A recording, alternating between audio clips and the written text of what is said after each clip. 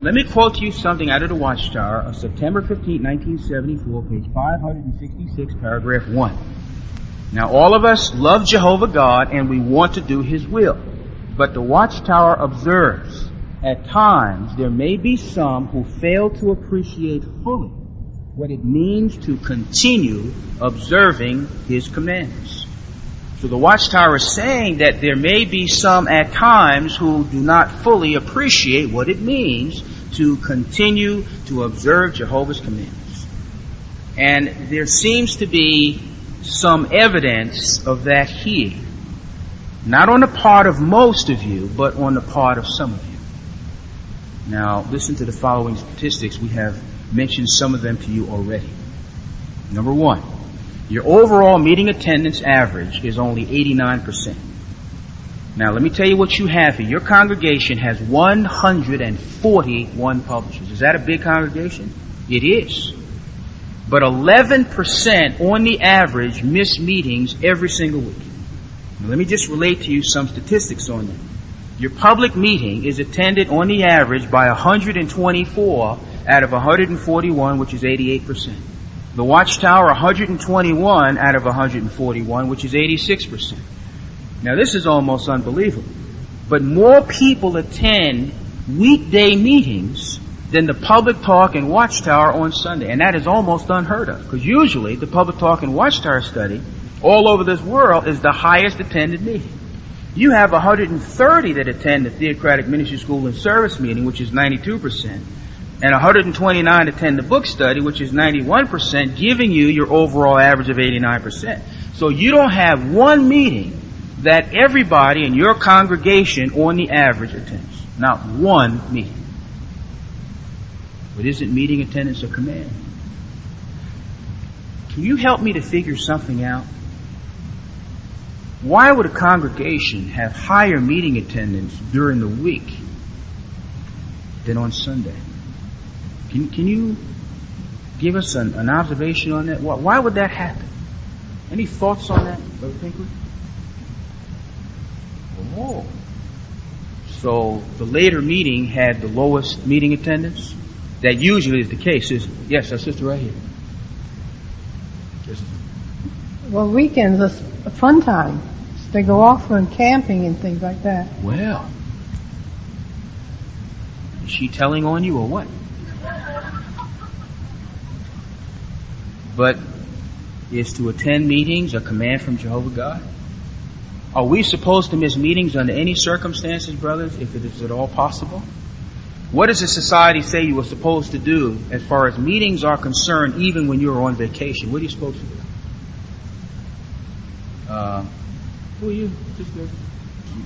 Yes, sister. There you go. I got it. All right. Yes, sister. Yeah. You find the Kingdom Hall and go to the meeting. You don't miss meetings, even on vacation, because we never take a vacation from the truth.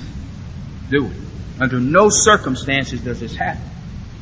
And that is traditional, you know. The later meeting has the lowest meeting attendance, but you know why we find a lot of the friends prefer a morning meeting?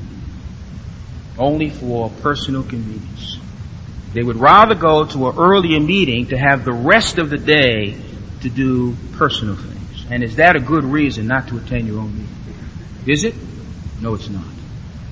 Because you are assigned to the St. Anne congregation, and meetings here are adapted to fit the needs of your congregation. You see, some people may be visiting from other places and have heard this Continuing the Things Learned program, but what I am saying to you is different from what I tell any other congregation, because this meeting has been specifically adapted to fit your needs. I've done a lot of studying to give you this little talk right now to fit your congregation. And see, that is what your elders do. Talks are given to fit your needs. When they have parts, they apply them locally to fit the needs of your congregation. So that is why, in your best spiritual interest, shouldn't you be attending the meeting in which congregation you are assigned, rather than feeling that any meeting is all right. Well, true, any meeting is all right, but you are much better off spiritually to attend your own congregation. And it is very rare for a congregation of this size to have such low meeting attendance at the Public Talk and Watchtower. You understand what we mean here? And see, you're growing in size, but as we mentioned to the elders last night, your spirituality is not matching your size. So you're getting bigger in size, but don't you at the same time need to grow in spirituality? Because see, we think about the possibility of even a new congregation. But see, the society goes on regular publishers. So you have 141 publishers, but guess how many are irregular in here? 31. So all you have out of 141 total publishers are 110 regular publishers. So that is nowhere near what they require for two congregations to be formed. They do not go on the total number of publishers. The society goes on the total number of regular publishers. And what do we say a regular publisher is? Somebody who has a share in the ministry every single month. And 31 people, while it may be problems with reporting, still may not say anything to anybody about Jehovah God in 30 days. So, what do we do about this? 31 or 22% are irregular. 30% average, but an hour in field service a week. Only 89% attend on the average meetings with this congregation. Well, let me read to you a little bit more out of the article in the Watchtower that we mentioned, September 15, 1974. First it talks about meetings. It says, it stands to reason then that a dedicated servant of Jehovah would make every effort to be with his Christian brothers and sisters at the meetings. Rather than finding excuses to stay away, he would seek reasons to be at the meetings. Then it says, there might be an occasional meeting missed on account of bad weather, one's job, or minor illness. However, when these reasons become excuses to leave off from being in association with the Lord's people regularly, that one begins to walk in darkness rather than in the light, to become one as lying rather than as one practicing the truth. Now, did you see the reasons that we might occasionally miss a meeting? It says bad weather. But think about it now. Does bad weather stop you from doing anything else you want to do? Don't you go to work in bad weather? So if you can go to work in bad weather, go to school in bad weather, then why should we miss meetings in bad weather?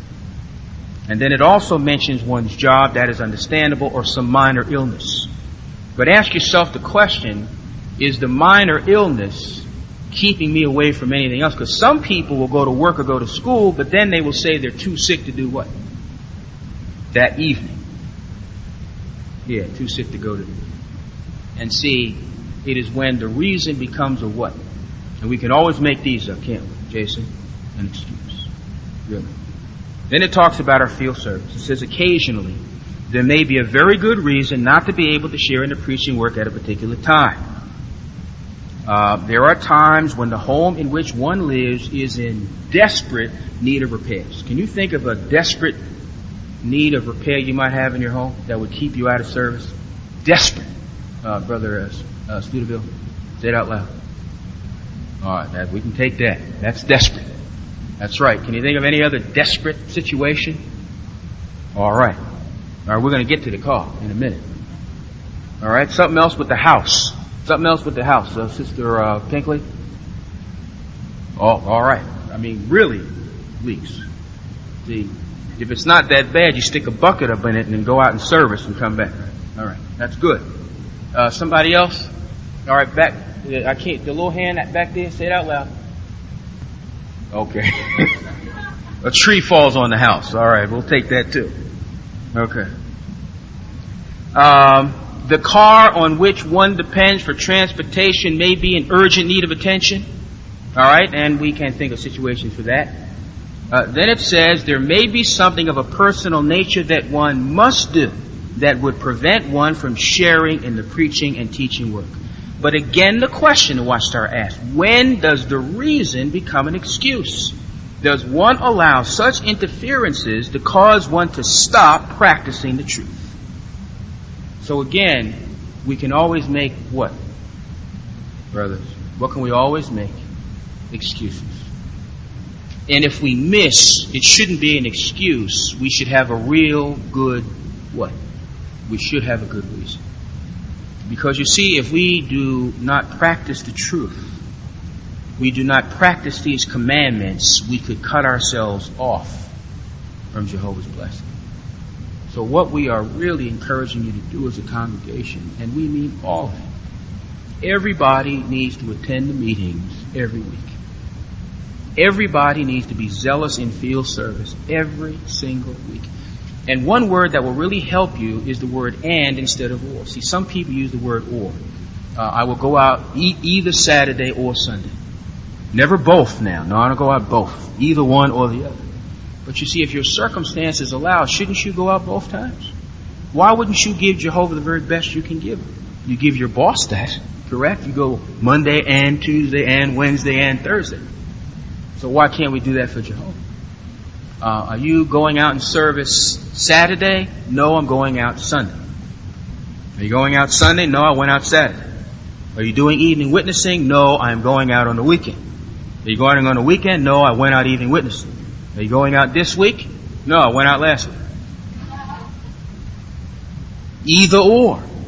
And to help you to appreciate the society, remember they had the share and field service on the calendar? Remember it was on there 3 times, first Sunday, second, fourth Saturday? They took it off, you know. You want to know why.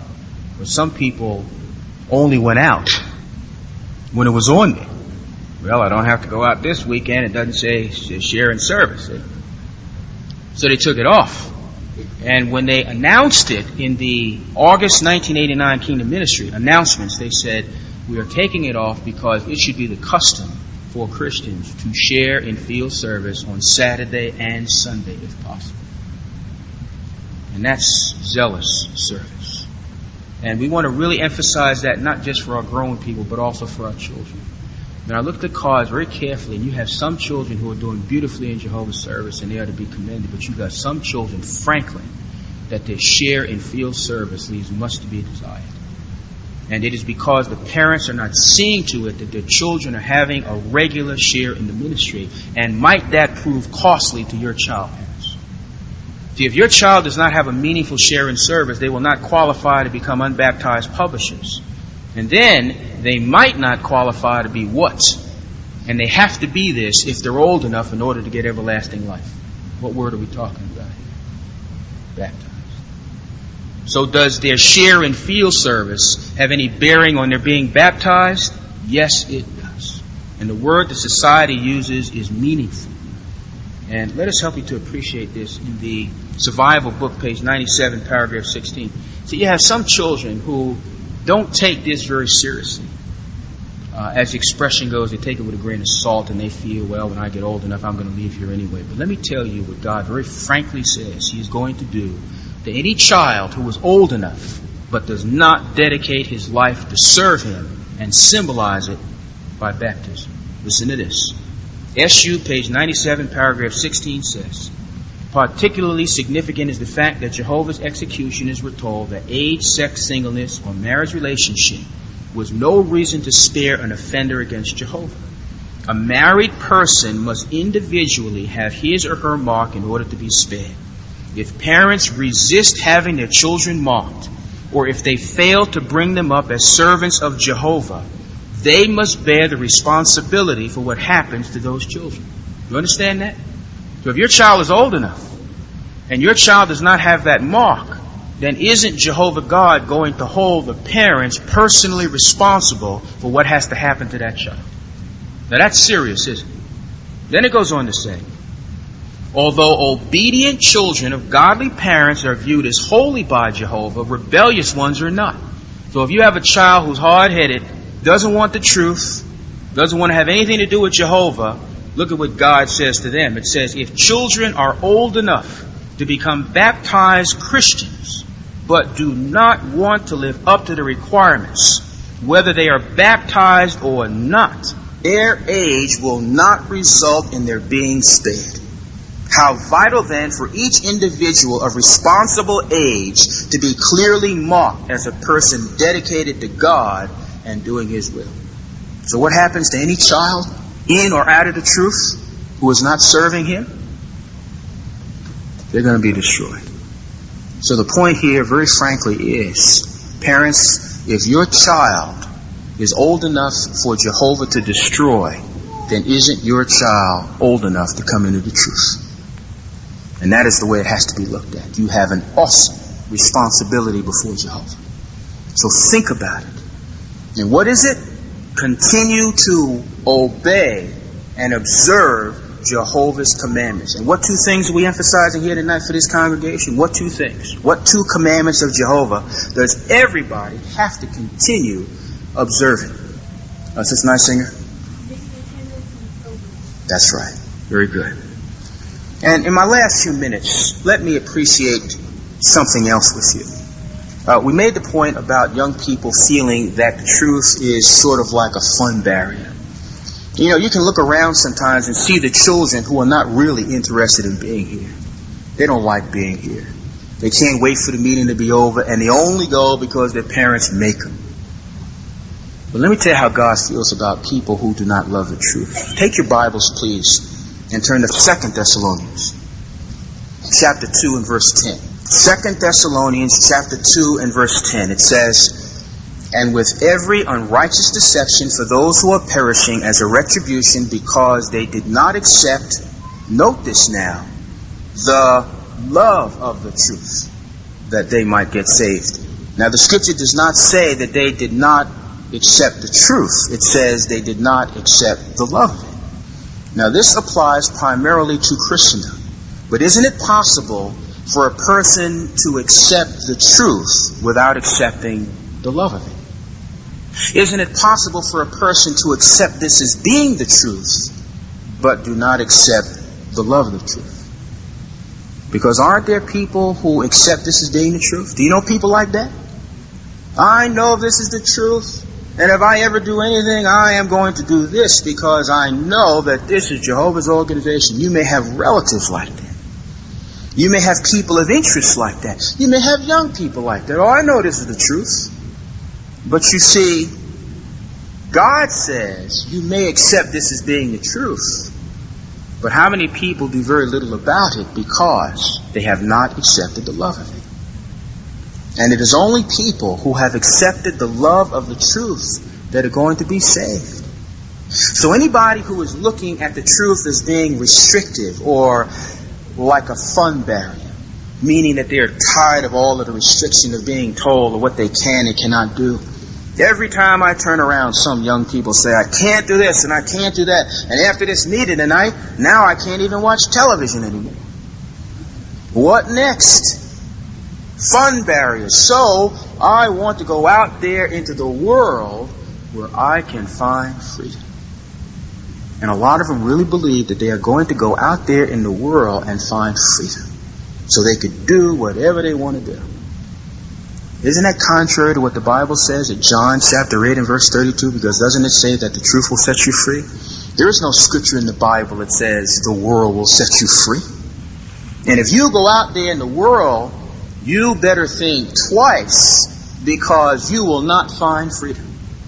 All you will become is a slave of the world. Let me define the word slave.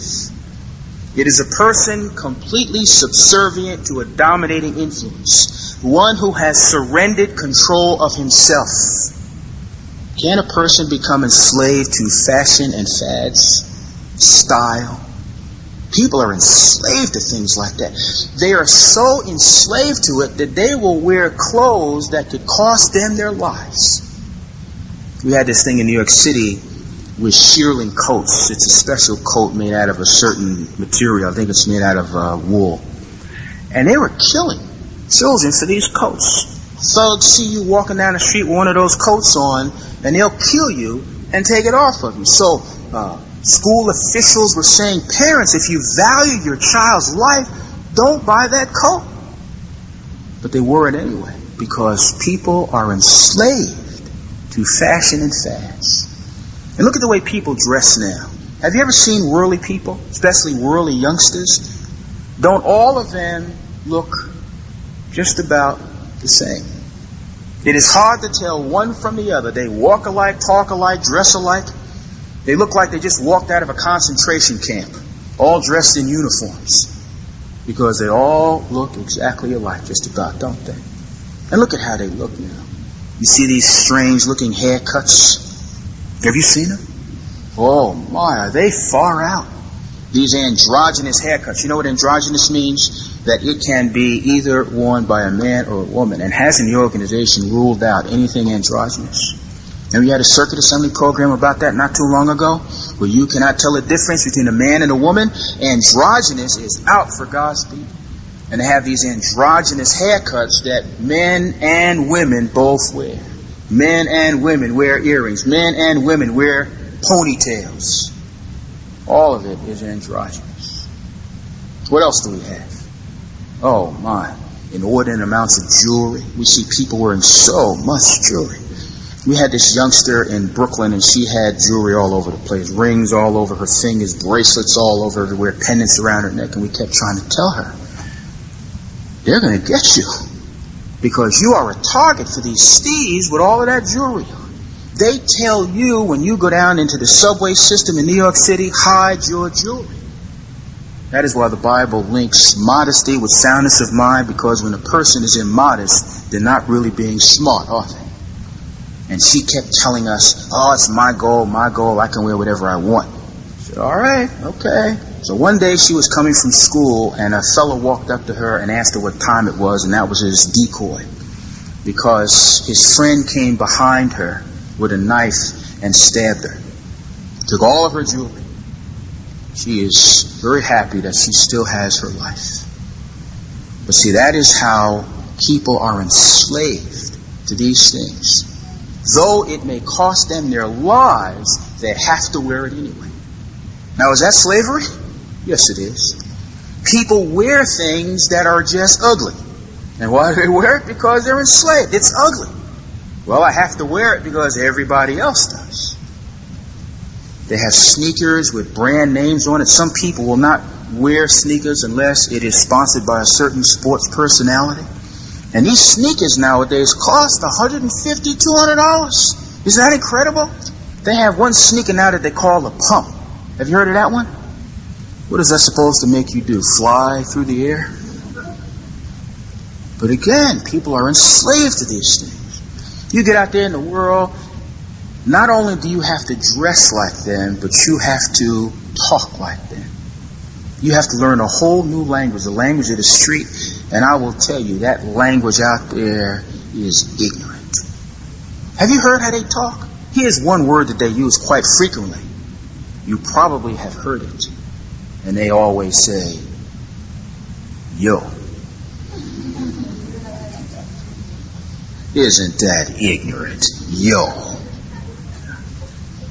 I don't think that word is in the dictionary. Yo. But that's how they talk. And they have expressions like, have you ever heard this one? Diss. Have you heard that? You diss me. Or don't diss me in front of my friends. People get seriously hurt if you diss them, and that is short for disrespect. Well, now you know. But these youngsters know what this is, don't you? Well, yes, they do. But let me tell you about a fad that I heard around here that I could not believe. What do you put in a baby's mouth? What do you put in a baby's mouth? You know that's a fad nowadays? These youngsters walk around with a pacifier around their neck.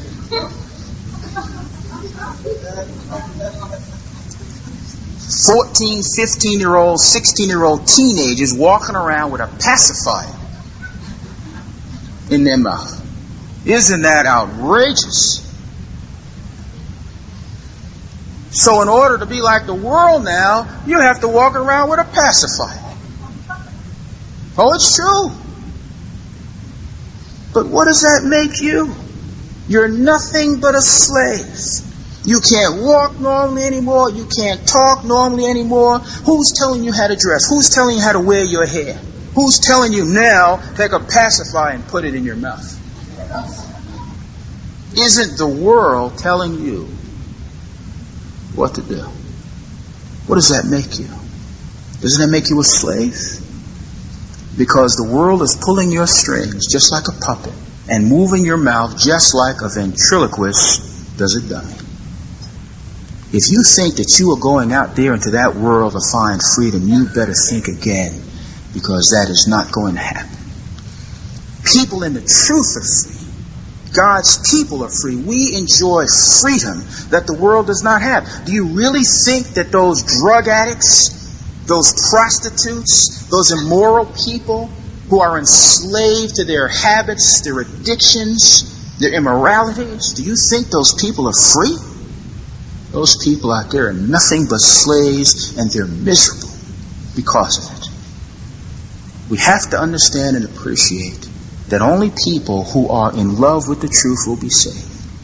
And the only way that a person can come to love Jehovah and His truth is to learn about it.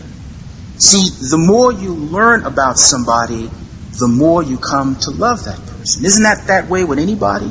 When you learn about a person, you really come to know him. Don't you say, boy, I didn't know that person that well before, but the more I come to know him, the more I come to love him. And that is why when we come to these meetings, we come here to learn. See, you can't miss meetings. You miss meetings, you're not learning about Jehovah. So your love for him is not what it should be. Your appreciation for his provisions are not what they should be if you don't learn about him. And we come here to be taught by Jehovah, don't we? And every time you go out there in the ministry and you talk about him, and isn't that what you do when you come to love somebody? You start talking about that person. So you come here and you learn about him. You study at home about him. You read about him in the Bible, in the society's publications. And then you go out there in service and you talk about him. Won't you learn to love Jehovah under those circumstances? The more you come here, the more you learn, the more you study, and the more you preach, the more you will learn to love Jehovah and his truth. Because only people who love the truth will be saved. Don't ever forget, an entire system of things is about to come to its finish. And if you really want the truth and want to keep living, you need to demonstrate this to God and man. So you take in an accurate knowledge of his word.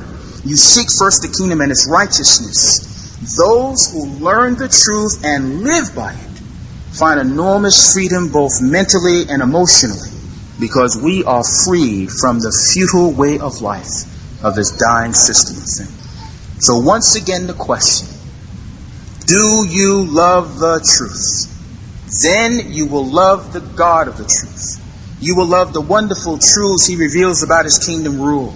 You will love his visible organization on earth. And you will let nothing in heaven or on earth stop you from faithfully serving the God of truth, who can set you free by his truth. Yes, only lovers of truth will be saved. So may all of you accept the love of the truth.